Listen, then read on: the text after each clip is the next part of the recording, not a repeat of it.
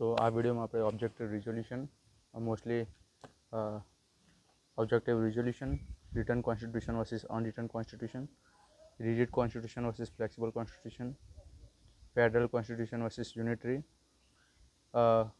Confederation, federation અને unity વચ્ચેનો મતલબ, types of majority, parliamentary system versus presidential system અને British parliament versus Indian parliament. બરાબર, આપણે સ્ટાર્ટ કરીએ ઓબ્જેક્ટિવ રિઝોલ્યુશન. તો એના પહેલાં જે આપણે આગલા વિડીયોમાં જોયું હતું કે કોન્સ્ટિટ્યુશન આપણું કેમ મોટું છે, એનું કારણ કયા કયા છે. તો કોન્સ્ટિટ્યુશન મોટું હોવાનું મેઇન કારણ છે કે એનું કોર જે ગવર્મેન્ટ ઓફ ઇન્ડિયા એક્ટ 1935 હતો એ જ બહુ મોટો બલ્કી હતો. બરાબર, પછી એમાં બેઝિક ઇસ્યુ ખાલી યુનિયનના જ નથી આપ્યા, પણ યુનિયન સાથે સાથે બીજી સ્ટેટના બી આપણે નાગાલેન્ડ છે, કાશ્મીર છે, એના બધા આપણે અંદર કોન્સ્ટિટ્યુશનમાં ઉલ્લેખ કર્યો છે. પછી ડાયવર્સિટી, આપણે બધાની વાત કરીએ, વુમનની વાત કરીએ છીએ, ચિલ્ડ્રનની વાત કરીએ છીએ, SC ST OBC જનરલ બધાની આપણે વાત કરીએ છીએ. પછી જ્યારે બન્યો ત્યારે ઓછો હતો, પણ હવે એના પછી આપણે અમેન્ડમેન્ટ બી કરતા રહ્યા છીએ. પછી એના પછી એમાં directive principal of state policy છે, જે અમેરિકા જે આપણું જે છે એમાં નથી. અમેરિકાનું જે આપણે માનીએ છીએ કોન્સ્ટિટ્યુશન આપણો અને એના જેવું છે, પણ એમાં એવું બધું નથી. ફંડામેન્ટલ રાઇટ્સ, એમાં આપણે એમે લિમિટેશન બી બતાવી. જ્યારે અમેરિકાનું કોન્સ્ટિટ્યુશન છે એમાં કેસ ટુ કેસ બેઝિસ એમાં લિમિટ દેખાડવામાં આવે છે.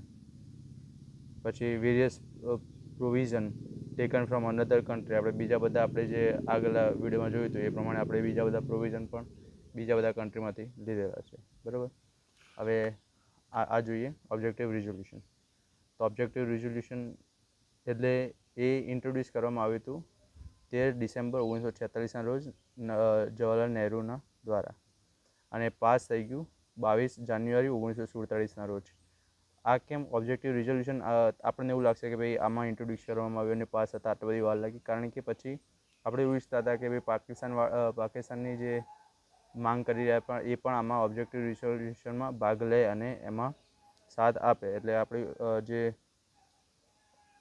આમાં આવે અંદર એડ થાય member.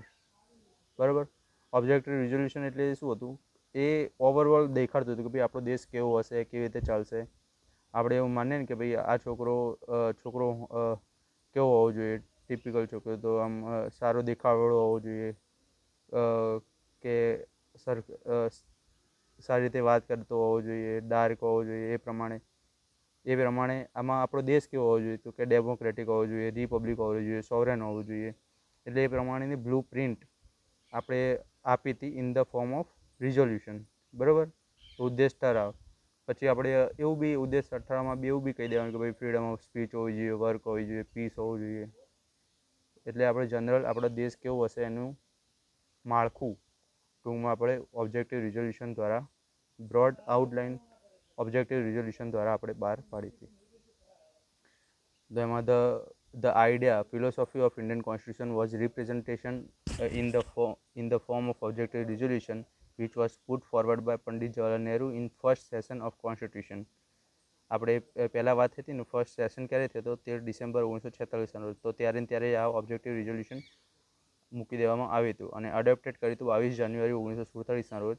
The main point in resolution are, તો એમાં મેઇન પોઈન્ટ કયા કયા હતા, તો India is to be independent, democratic, sovereign and republic. It has to freedom, federal form of government. Federal form of government મતલબ સ્ટેટની અલગ ગવર્મેન્ટ અને કેન્દ્રની એક અલગ ગવર્મેન્ટ. એટલે દિલ્હીમાં આપણી જે કેન્દ્રની ગવર્મેન્ટ અને આપણા ધારો કે ગુજરાતમાં ગુજરાત ગવર્મેન્ટ એટલે રાજ્યની ગવર્મેન્ટ. બરાબર, એ પ્રમાણે federal form of government with power distribution between central and state. તો એ બે વચ્ચે પાવર આપણે સેપરેટ કરેલા હશે.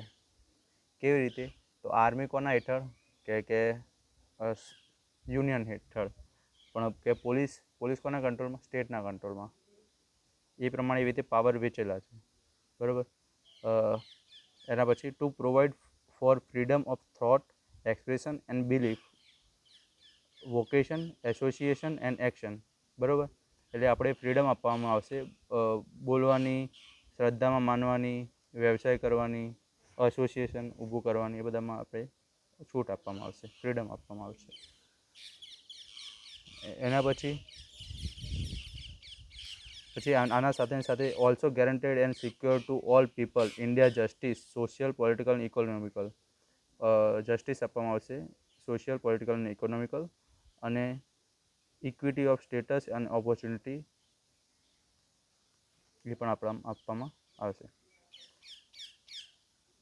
પછી to provide adequate safeguard for minorities and backward and tribals area.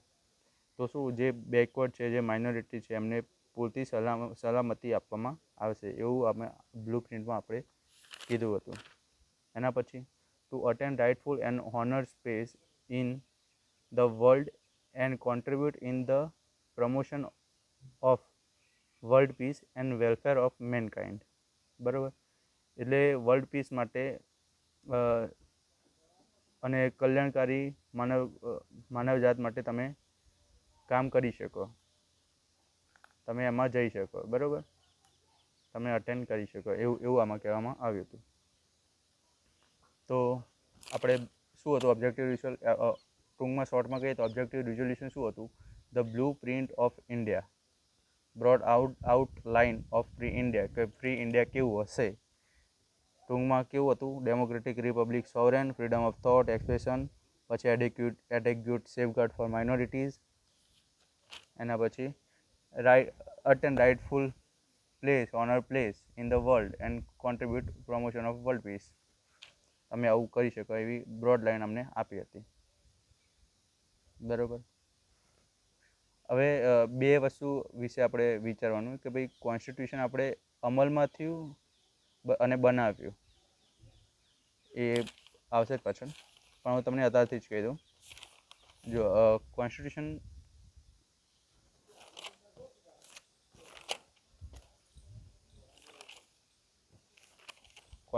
તમારું 26 નવેમ્બર 1949ના રોજ બની ગયું હતું. બરાબર, પણ આપણે અમલમાં ક્યારે લાવ્યા? 26 જાન્યુઆરી 1950ના રોજ.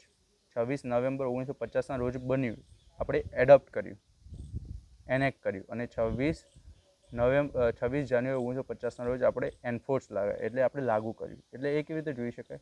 26 નવેમ્બર 1949ના રોજ આપણે કોઈ પ્રસંગ આપણે કોઈ એવો પ્રસંગ હશે એના માટે આપણે પહેલાંથી પેન્ટ લાવી દીધું. બરાબર, આપણે કપડાં લાવી દીધા, તો આપણે શું એને એડોપ્ટ કરી એને કરી દીધું, પણ આપણે પહેરશું કે પ્રસંગના દિવસે. તો આ પ્રસંગ છે, તો પ્રસંગના દિવસે આપણે એને એન્ફોર્સ કર્યું, એને લાગુ કર્યું. બરાબર, અને આપણે એને કેમ 26 જાન્યુઆરી 1950ના રોજ જ લાગુ કર્યું? કારણ કે લાહોર અધિવેશનમાં આપણે પૂર્ણ સ્વરાજની માંગણી 1930માં આપણે કરી હતી 26 જાન્યુઆરીના રોજ, એટલે આપણે 26 જાન્યુઆરીને દિવસે અને એને એન્ફોર્સમાં લાવ્યા. બરાબર, એના પછી આ વસ્તુ what is the difference between return constitution અને અનરિટન કોન્સ્ટિટ્યુશન? રિટન કોન્સ્ટિટ્યુશન એટલે સંવિધાન લખેલું હોય, લિખિત બંધારણ હોય, એટલે વન સિંગલ બુક હોય. ધારો કે આ ચોપડી છે તો આ ચોપડી ફિક્સ બુક. પણ હવે બીજું કેવું કે અલગ અલગ તમને પેજ આપી દે કે ભાઈ આ પેજ આ પેજ આ પેજ આ પેજ, એને કમ્બાઈન કરી દો, તો એ અનરિટન કોન્સ્ટિટ્યુશન થઈ જાય. બરાબર, તો રિટન કોન્સ્ટિટ્યુશન મતલબ સિંગલ બુક, અને એનો કોઈ જે દિવસે બુક લખાવી હોય એનેક્ટ કોન્સ્ટિટ્યુશન કયા દિવસે બની હોય એ તારીખ હોય. બરાબર, અને જ્યારે એવી તારીખ પણ હોય અને બધું સિંગલ બુકમાં હોય ત્યારે જ્યુડિશરી હોય એ સૌથી વધારે પાવરફુલ હોય. ત્યારે અનરિટન કોન્સ્ટિટ્યુશનમાં શું હોય? કમ્બાઈન ઓફ લો, એટલે બધા જે લો બને એને બધા કમ્બાઈન કરી દે. મેં તમને કીધું એ પ્રમાણે આ એક પેજ એ તો બધું ભેગું કરી દે.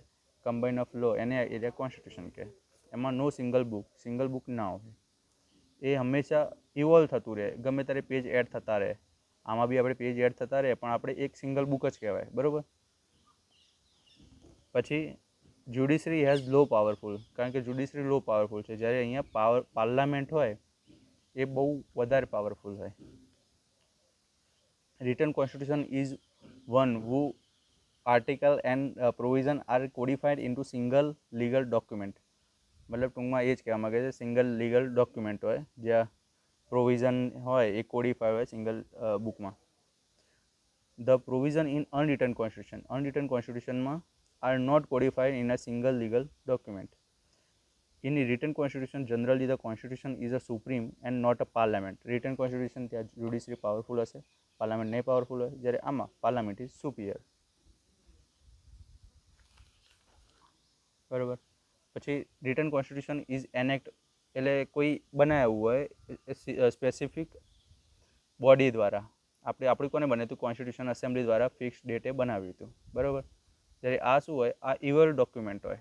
અનરિટન constitution is not enact but evolved constitution because it was not created a single body but joint effort of many over a period of time. એટલે ધારો કે આ જે લો બનાવ્યો, આપણા દાદા હોય તો એમને લો બનાવે, આપણા પપ્પાઓ લો બનાવે, આપણે બનાવીએ, આપણા છોકરા બનાવે, તો એ પ્રમાણે આખો જોઈન્ટ એફર્ટ હોય. એમાં એક પેજ એડ કરતા જાય, સમજો એ પ્રમાણે. Judiciary is generally enjoy wide power in written constitution where it can declare an enactment of parliament or action of executive as unconstitutional and void. હવે ધારો કે એક સિંગલ ચોપડી છે, એમાં લખ્યું કે ભાઈ રાઇટ ટુ સ્પીચ.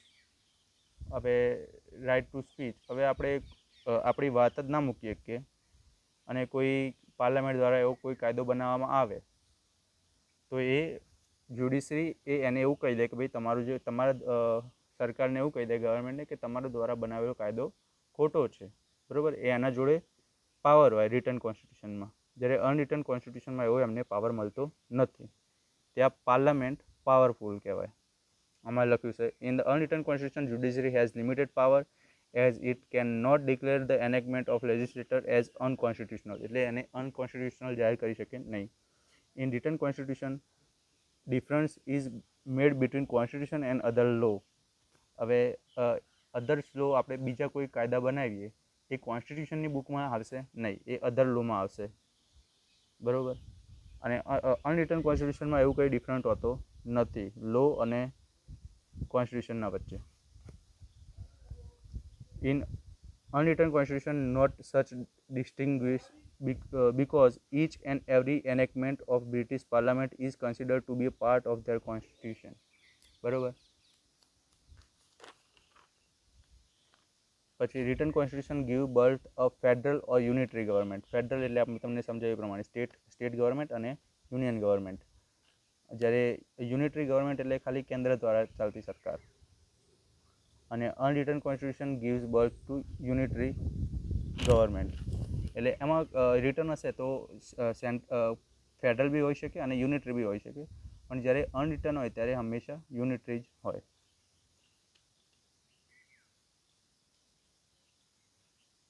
પછી rigid constitution versus flexible constitution. હવે એક ક્વેશ્ચન કે why we are not selected unwritten constitution. તો એનું કારણ એવું હતું because we have very brittle experience with law maker. આપણે બહુ બ્રિટલ એક્સપિરિયન્સ હતો લો મેકર સાથે. British government makes law for us and they made every draconian law where it be armed act, press act or Rowlatt act. એટલે આપણે British government આપણા માટે લો બનાવતી હતી, એ બધા ડેકોનિયન લો બનાવતી હતી. એ ધારો કે આર્મ એક્ટ હોય, પ્રેસ એક્ટ હોય કે રોલેક્ટ એક્ટ હોય. અને why we had requirement having a written constitution because we never wanted a law which there is a scope of ambiguity. એટલે કોઈ શંકાને સ્થાન હોય એવું આપણે રાખવાનું જ નહોતું. We want a test to be there. એટલે આપણે ટેસ્ટ કોણ કરે? હવે કોઈ લો બનાવે તો ભાઈ આ વેલિડ છે કે વેલિડ નથી, એ કોન્સ્ટિટ્યુશન જ ચેક કરશે. We want a test to be there constitution. It should be made it should be lined with the test because we have very brittle experience with Britishers. એટલે આપણે કોઈ લો બને તો એ અનકોન્સ્ટિટ્યુશનલ બી જાહેર થઈ શકે જો આપણું કોન્સ્ટિટ્યુશન રિટન કોન્સ્ટિટ્યુશન હોય તો. હવે બ્રિટિશ ગવર્મેન્ટ એ અહીંયા આપણા માટે લો બનાવી હતી પહેલાં, તો હવે તો ત્યાં બી એ બનાવી શકે લંડનમાં. તો પણ એમાં શું પ્રોબ્લેમ હતો? તો ત્યાંની પીપલ ઓપિનિયન સ્ટ્રોંગ હતો, પીપલ લિટરેટ હતા અને એજ્યુકેટેડ હતા. અને વધતા ગરીબ નહોતા તો એ વિરોધ કરી શકતા હતા. અને એમની ત્યાંની પોલિટિકલ પાર્ટી જે ઓપોઝિશન પાર્ટી હોય એ બી એ સ્ટ્રોંગ હતી. એટલે ત્યાં અનરિટન કોન્સ્ટિટ્યુશન ચાલે.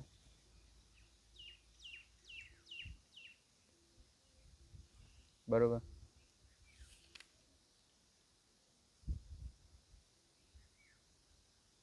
એના પછી rigid constitution versus flexible constitution. Rigid constitution versus flexible constitution. તો રિજિડ કોન્સ્ટિટ્યુશન એને ઇઝીલી ચેન્જ ના કરી શકાય, જ્યારે ફ્લેક્સિબલ કોન્સ્ટિટ્યુશન હોય એને ઇઝીલી ચેન્જ કરી શકાય. બરાબર. રિટન કોન્સ્ટિટ્યુશન એ ફ્લેક્સિબલ બી હોઈ શકે અને રિજિડ બી હોઈ શકે. ઇન્ડિયન કોન્સ્ટિટ્યુશન કેવું છે તો રિજિડ બી છે અને ફ્લેક્સિબલ બી છે. રિજિડ કોન્સ્ટિટ્યુશન એ અમેરિકામાં રિજિડ કોન્સ્ટિટ્યુશન છે, જ્યારે ફ્લેક્સિબલ કોન્સ્ટિટ્યુશન શ્રીલંકા, જ્યારે એમાં ફ્લેક્સિબલ કોન્સ્ટિટ્યુશન છે.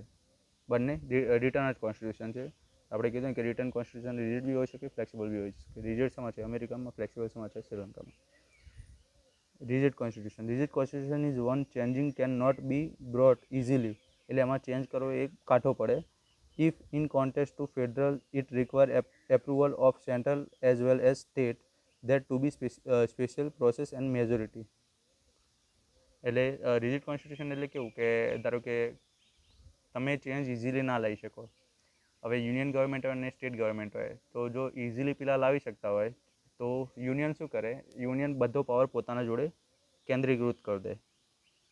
તો એના માટે એ રિજિડ કોન્સ્ટિટ્યુશન રાખે. જ્યારે ફ્લેક્સિબલ કોન્સ્ટિટ્યુશનમાં શું, જ્યારે એ બધું વસ્તુ ઇઝી થઈ જાય, તો પ્રોસેસ ઇઝ સિમ્પલ, તમે કાયદા બદલી શકો.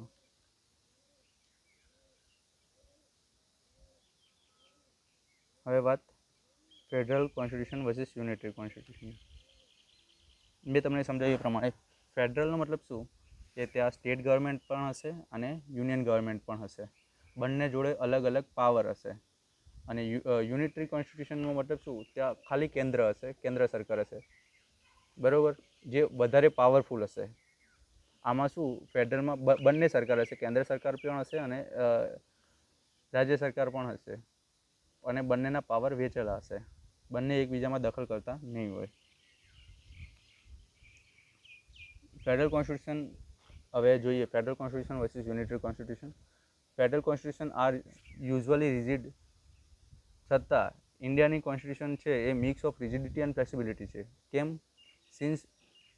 since certain provision cannot be amended or changed by simple process and simple majority, where other provision can be changed only with special majority and special process. એ આપણે પાછળ જોઈશું કયા કયા પ્રોવિઝન્સ છે જેમાં આપણે સ્પેશિયલ મેજોરિટી અને સ્પેશિયલ પ્રોસેસ જોઈએ છે. બરાબર. પછી federal constitution. Federal constitution two form of government coexist, none is inferior to other as both derives their power from constitution itself. આ શું કહેવા માગે છે, to form of government, state government, union government, અને બે પોતપોતાના કામમાં દખલગીરી કરશે નહીં. અને બંનેને પાવર કોણ આપશે? કોન્સ્ટિટ્યુશન પોતે. In unitary system there exists only one supreme government. There is central, though state government are there but they are not, they are only administrative arm of central working as per direction of central. એટલે યુનિટરીમાં શું હશે, એમાં powerful ખાલી union government જ હશે અને union ગવર્મેન્ટના હાથ નીચે સ્ટેટ ગવર્મેન્ટ કામ કરશે, જે એ એમના દિશા નિર્દેશ પ્રમાણે જ કામ કરશે. એટલે કોઈ ઇન્ડિવિજ્યુઅલ પાવર આમાં સ્ટેટ ગવર્મેન્ટ જોડે નહીં હોય. In federal polity, it must be a written constitution which must also be a rigid, and constitution must be a superior. Constitution superior જોશે અને રિટર્ન જોશે. કેમ? તો કોઈ એકબીજાના કામમાં દખલ ના કરે એના માટે.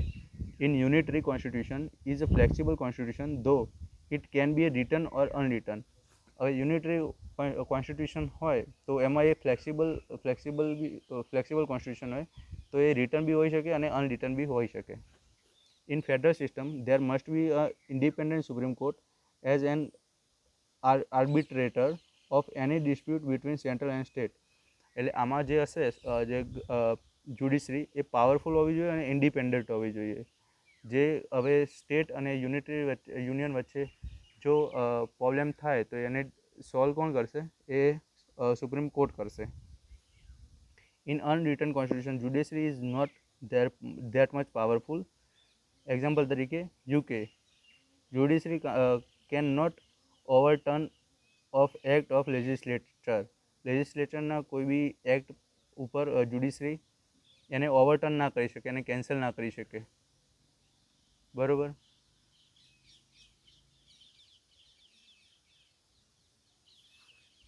એના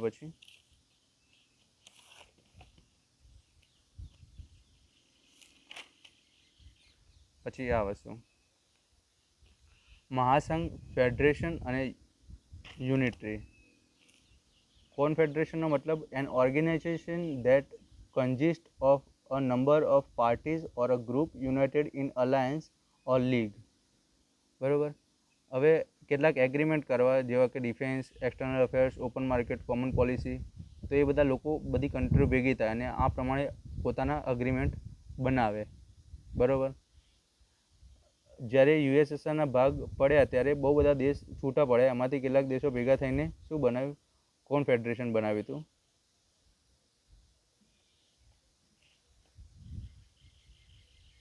એટલે આમાં કન્ટ્રીની પોતપોતાની આઈડેન્ટિટી તો રહે જ, પણ એ પોતાના થોડાક અગ્રીમેન્ટો હોય એ પોતાના ભેગા થઈને બનાવે, તેમને ઇઝી પડે એના માટે. બરાબર. એ પ્રમાણે આમાં જોઈ લઈએ. યુએઈ એ કોન્ફેડરેશન જ છે, યુનાઇટેડ આરબ એમિરાત. કોફેડરેશન ઓફ 7 એમિરાત્સ, 7 અલગ અલગ દેશો ભેગા થઈને કોફેડરેશન બનાવ્યું છે. ઈચ વિથ ઓન રૂલર, એમના અલગ અલગ રાજાઓ છે. Local government, and they also have a federal government that handles national affairs. બરાબર. પછી સ્વિસ કોન્ફેડરેશન. આ બે એક્ઝામ્પલો છે એના કોન્ફેડરેશનના. મહાસંઘ, આપણે મહાસંઘ કહીએ છીએ. Federation, several state from a unity but remain independent in internal affairs. હવે આપણે કેવું થયું હતું, આપણો દેશ છૂટો પડ્યો ત્યારે એવું નહોતું કે, હવે અમેરિકા કેવી રીતે બન્યું? બધા સ્ટેટ અલગ અલગ હતા, પણ બધા સ્ટેટ ભેગા થયા અને પોતાનું એક દેશ બનાવ્યો. પણ હવે બધા સ્ટેટે એવું કહ્યું કે ભાઈ અમારી પોતાની આઈડેન્ટિટી રહેવી જોઈએ. બરાબર. અમે પોતાની શું કહેવાય, સુપ્રીમ કોર્ટ હોય, અમારા બધા અમે અલગ રીતે ટ્રીટ કરી શકીએ. બરાબર. તો એ ફેડરેશન થયું. તો several state from unity but remain independent and internal affairs એ પોતાની રીતે જ સંભાળશે. કોલોની ભેગી થઈને કન્ટ્રી બની અને દરેક સ્ટેટને ઇન્ડિપેન્ડન્ટ આઈડેન્ટિટી રહી. આપણે જેવું નહીં. આપણે કેવું થયું, આપણે બધા ભેગા થઈ ગયા, પણ હવે કેન્દ્ર સરકાર ગમે ત્યારે ઈચ્છે તો આપણે ગુજરાત છે તો ગુજરાતમાંથી ગુજરાતનો અમુક પ્રદેશ એ રાજસ્થાનમાં નાખી શકે.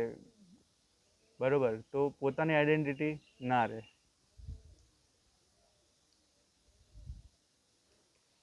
યુનિટરી, આમાં સ્ટેટની પોતાની આઈડેન્ટિટી રહેતી નથી. બરાબર. ભાઈ ગુજરાત કોઈ બહારના દેશ સાથે કોઈ અગ્રીમેન્ટ કરી શકે નહીં. એ કોણ અગ્રીમેન્ટ કરે? ભારત સરકાર જ કરે. બરાબર. એ રીતે આપણે શા માટે ફેડરલ બન્યા? આપણે શા માટે યુનિટરી ના બન્યા? જો આપણે આવી રીતે રાખવું જતું તો આપણે યુનિટરી ના બન્યા.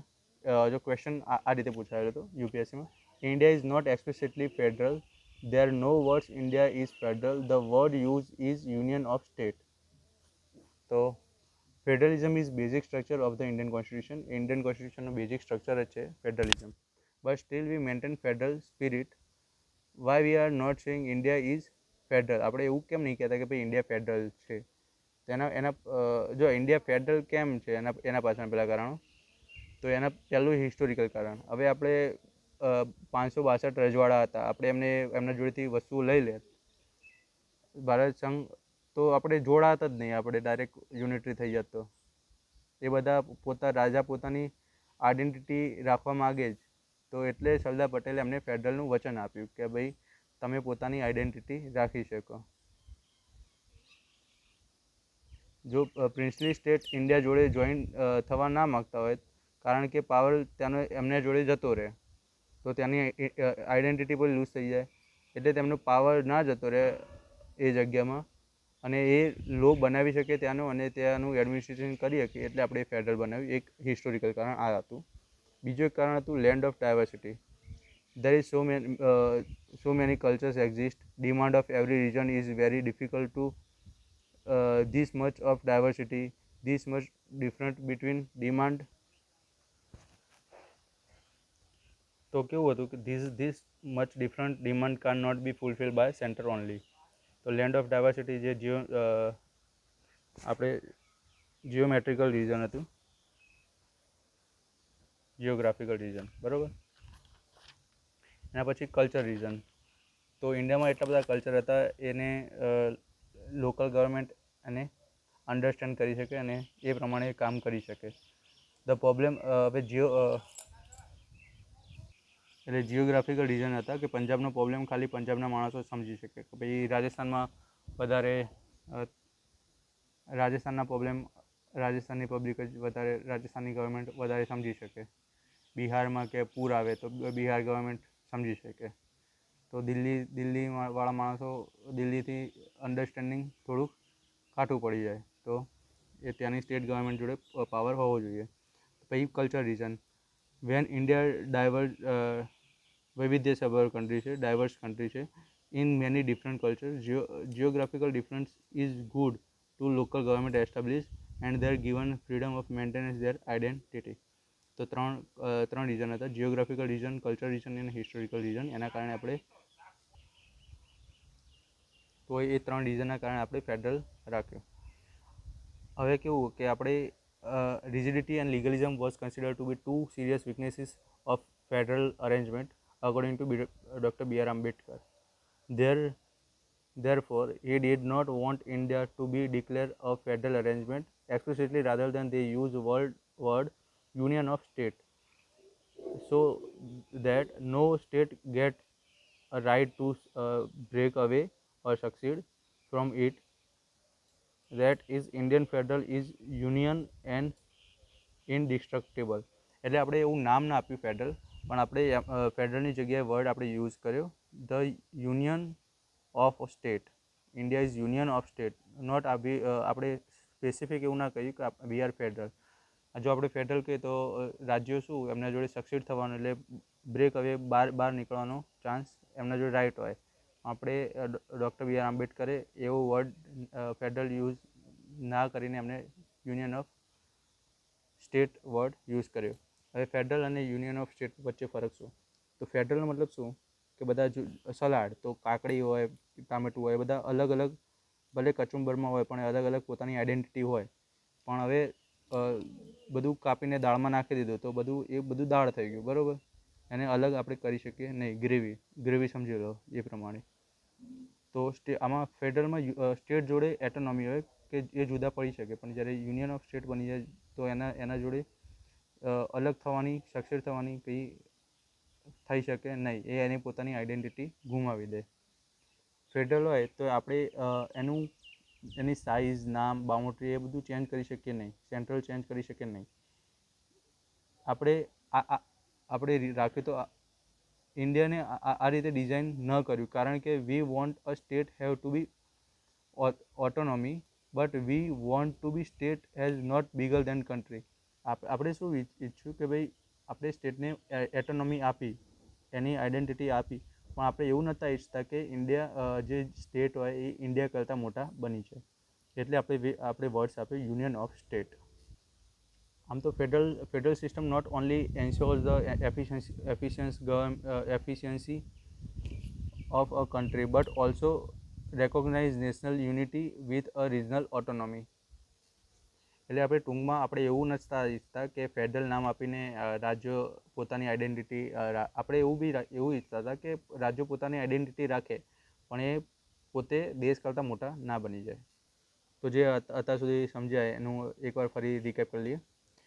શું હતું? સૌથી પહેલાં ઓબ્જેક્ટિવ રિઝોલ્યુશન. ઓબ્જેક્ટિવ રિઝોલ્યુશન એટલે શું? Broad outline of free India, કે ફ્રી ઇન્ડિયા કેવું હશે એવો પ્રસ્તાવ એ કોને બહાર પાડ્યો? તો જવાહરલાલ નહેરુએ બહાર પાડ્યો. તે objective resolution first session 13 December 1946ના રોજ ઇન્ટ્રોડ્યુસ કરાયો અને પાસ 22 જાન્યુઆરી 1947ના રોજ, બરાબર. એમાં શું હતું કે ડેમોક્રેટિક રિપબ્લિક ઇન્ડિયા કેવું હશે, ડેમોક્રેટિક હશે, રિપબ્લિક હશે, સોવરેન હશે, ફેડરલ ફોર્મ ઓફ ગવર્મેન્ટ હશે, પછી freedom of thought, expression, belief હશે, એડેક્યુટ સેફગાર્ડ ફોર માઇનોરિટીઝ હશે, એના પછી right attend to rightful and honour place in the world, તમે ફરી શકો. પછી written constitution versus unwritten constitution. Written કોન્સ્ટિટ્યુશનમાં શું હતું? રિટર્ન કોન્સ્ટિટ્યુશનમાં હતું કે વસ્તુ વન સિંગલ લીગલ ડોક્યુમેન્ટ હોય, જ્યારે અહીંયા સિંગલ લીગલ ડોક્યુમેન્ટ ના હોય, એ ઇવોલ્વ થતું રહે. અને આ શું હોય? એનેક્ટ થયેલું હોય, એક દિવસે બનેલું હોય. અને આમાં જ્યુડિશરી પાવરફુલ હોય, આમાં પાર્લામેન્ટ પાવરફુલ હોય. બરાબર. એના પછી rigid constitution versus flexible constitution. Rigid કોન્સ્ટિટ્યુશનમાં આપણે કંઈ પ્રોવિઝન ચેન્જ કરવો હોય તો એમાં સ્પેશિયલ મેજોરિટી અને સ્પેશિયલ પ્રોસેસ જોઈએ, જ્યારે ફ્લેક્સિબલમાં એ ઇઝી પ્રોસેસથી થઈ જાય. રિજિડ કોન્સ્ટિટ્યુશન ક્યારે હોય? જ્યારે દેશ ફેડરલ ફોર્મ ઓફ ગવર્મેન્ટ હોય. ફ્લેક્સિબલ ક્યારે હોય? જ્યારે યુનિટરી હોય. રિજિડમાં ફ્લેક્સિબલ બી હોઈ શકે અને યુનિટરી બી હોઈ શકે. પણ એમાં શું, રિજિડમાં જ્યારે ફેડરલ હોય તો એમાં સ્ટેટની બી સ્પેશિયલ પરમિશન લેવી પડે. બરાબર. એના પછી federal constitution versus unitary. Federal constitution મતલબ single two separate government, state government and central government. આમાં જ્યારે both are powerful and taken power from constitution itself. અને યુનિટરીમાં the only central government, there is a state government also, but it is only administrative hands of union government. ફેડરલ ગવર્મેન્ટમાં શું હશે? Rigid constitution હશે. યુનિટરીમાં શું? એ return બી હોઈ શકે અને અનરિટર્ન બી હોઈ શકે. બરાબર. પછી આમાં સુપ્રીમ કોર્ટ પાવરફુલ હશે, જ્યારે આમાં પાર્લામેન્ટ ઇઝ પાવરફુલ. ફેડરેશન અને યુનિટરી. કોફેડરેશન એટલે શું? અમુક દેશો ભેગા થયા, ધારો કે યુએઈ, બધા રાજાઓ ભેગા થયા અને યુએઈ નામ આપી દીધું. બરાબર. એમાં યુએઈમાં કેટલા 7 જેવા અમીરાત છે, એટલે 7 જેવા દેશો અલગ અલગ છે, પણ બધા ભેગા થયા અને પોતાના અગ્રીમેન્ટો, ડિફેન્સનું એ બધું પોતાનું બધું એક કરી દીધું. પણ પોતાની દેશોની અલગ અલગ આઈડેન્ટિટી તો રહેશે જ એમાં. અને એક મહાસંઘ બનાવ્યો, એને કહેવાય કોફેડરેશન. એના પછી ફેડરેશન જે અમેરિકા, જે બધા સ્ટેટો ભેગા થઈ ગયા અને એને એક દેશ બનાવ્યો. એમાં બધા સ્ટેટોની અલગ અલગ આઈડેન્ટિટી રહેશે, પણ એક દેશ કહેવાશે, જે અમેરિકા, જે પ્રમાણે એમાં બધા રાજ્યો ભેગા થઈને દેશ બનાવ્યો. એમાં રાજ્યોની આઈડેન્ટિટી રહે. અને યુનિટરી એનો મતલબ શું? એમાં સ્ટેટની આઈડેન્ટિટી નહીં રહે, એમાં દેશની આઈડેન્ટિટી રહેશે. ઇન્ડિયા શા માટે ફેડરલ ના બન્યું? તો હિસ્ટોરિકલ કારણ હતું. એમાં શું હતું કે બધા રાજાઓ જોડે રાજાઓને પોતાની આઈડેન્ટિટી રહે, તો રાજાઓ આપણા સંઘમાં ભળે, એના માટે એક આપણે એ રાખ્યું.